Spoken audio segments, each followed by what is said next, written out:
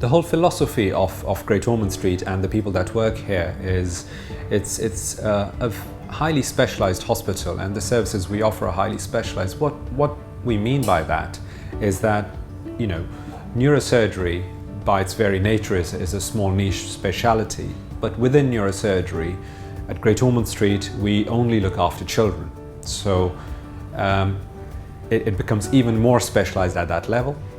Once you get to that level, we then subdivide. So I, for example, don't look after all children that have neurosurgical problems, but as I've said, there's only a few conditions that I would treat.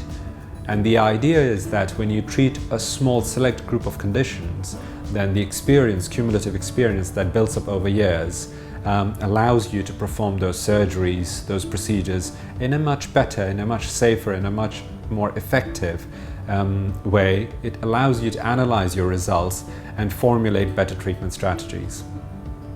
This applies to the London Craniofacial Unit and widely within Great Ormond Street.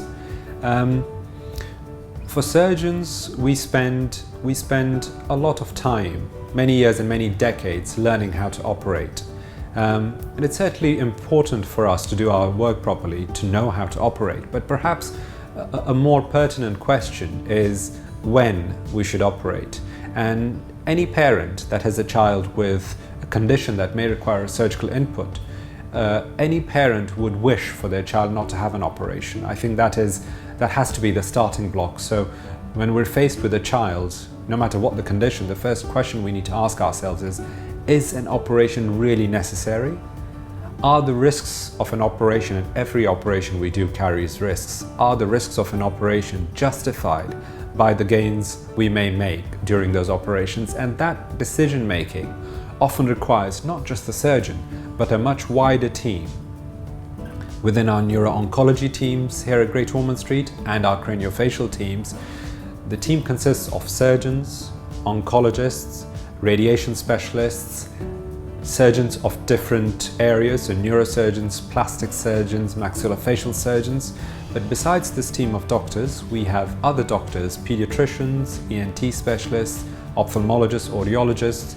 We have teams of nurses, highly experienced nurses that in some areas potentially have more experience than some of the doctors they work with.